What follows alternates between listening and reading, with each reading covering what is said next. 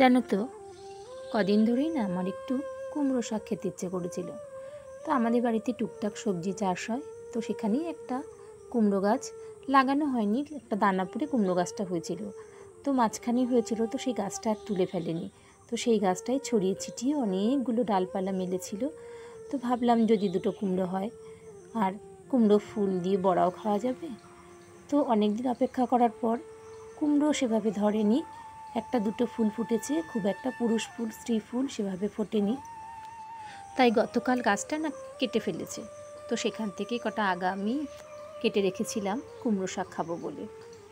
তো দেখো, তার জন্য আমি পরিমাণ মতো 4-5টা আগা নিয়েছি, কেটে নিয়েছি। ওদিকে 5 ফোড়ন, শুকনো লঙ্কা, 4-5টা কাঁচা লঙ্কা, 2টো শুকনো লঙ্কা নিয়েছি, নুন, হলুদ, চিনি আর একটু চালের গুঁড়ো, সব আমি পরিষ্কার করে ধুয়ে গুছিয়ে নিয়েছি।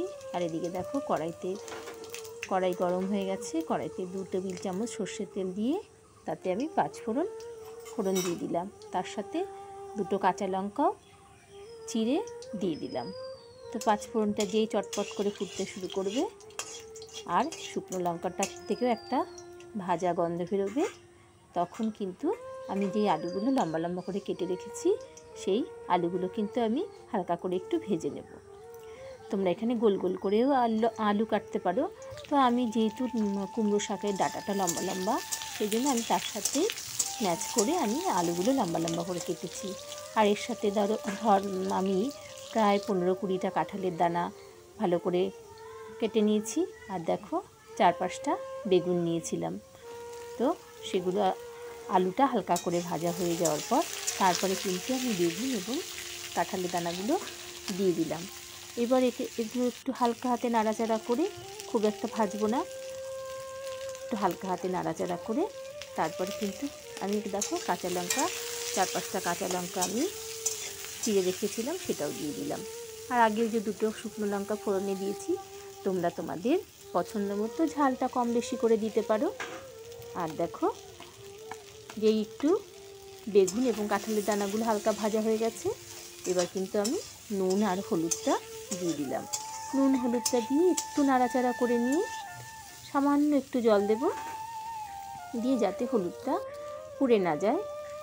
তারপরে ভালো করে এই আলু, বেগুন, কাঁঠালের দানা সমস্ত কিছু ভালো করে একটু নেড়ে নিয়ে আর একটু ভাজা ভাজা করে তারপরে কিন্তু আমি যে কুমড়ো শাকগুলো কেটে ধুয়ে রেখেছি সেগুলো কিন্তু দিয়ে দেব। আমি কিন্তু নুন হলুদ প্রথমে একটু পরিমাণ মতো দিলাম, তারপরে দেখো একটু জল দিয়েছি। জল দেওয়াতে সেই জলটাও টেনে গেছে, তাহলে কিন্তু হলুদটা আর কালো কালো হয়ে যাবে না, হলুদটা পুড়ে যাবে না, সেই কারণে আমি একটু জল দিয়ে দিয়েছিলাম।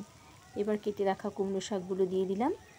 এবার এগুলো একটু ভালো করে নেড়ে চেড়ে সবজির সাথে মিশিয়ে তারপরে কিন্তু আমি পরিমাণ মতো একটু নুন দেব।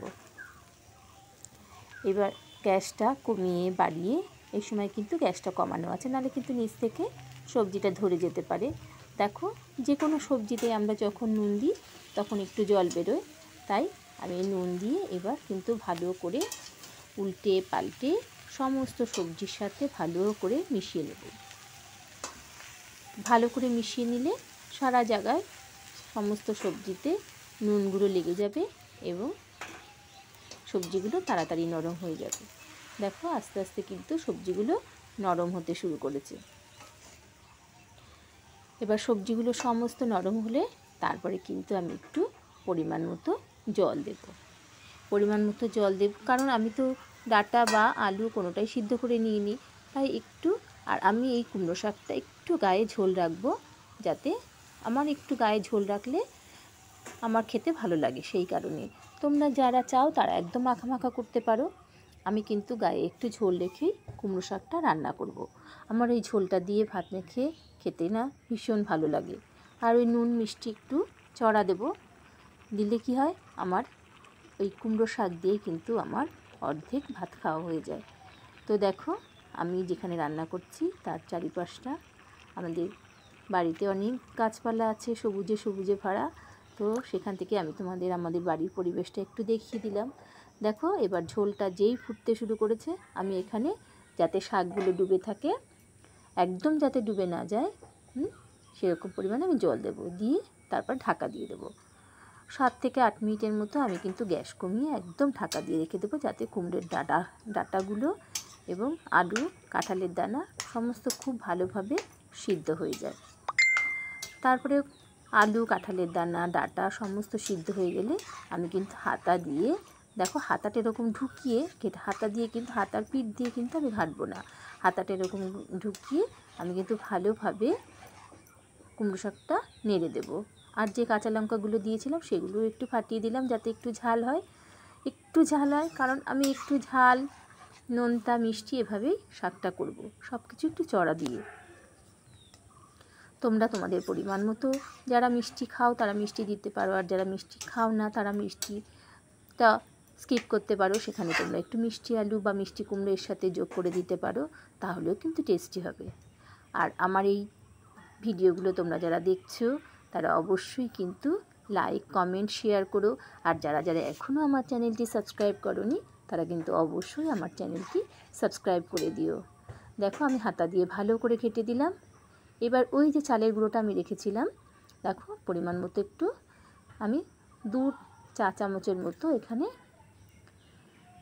কিন্তু চালের গুঁড়ো দিয়ে দিলাম।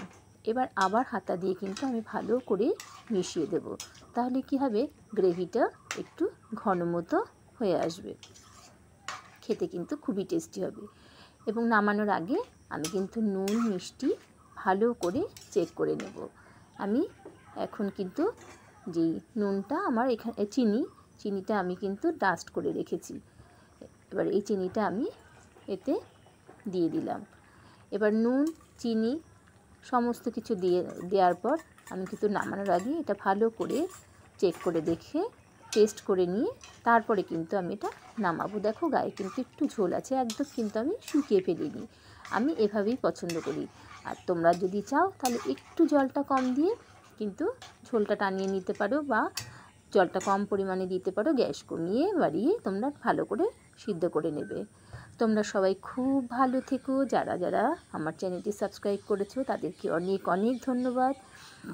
তোমরা সবাই খুব ভালো থেকো, সুস্থ থেকো। দেখা হচ্ছে আমার পরবর্তী আরেকটি ভিডিওতে। আর অবশ্যই কিন্তু আমার চ্যানেলটি যারা যারা সাবস্ক্রাইব করোনি অবশ্যই কিন্তু সাবস্ক্রাইব করে দিও। আর আমার এরকম সুন্দর সুন্দর ভিডিও দেখতে হলে অবশ্যই বেল আইকন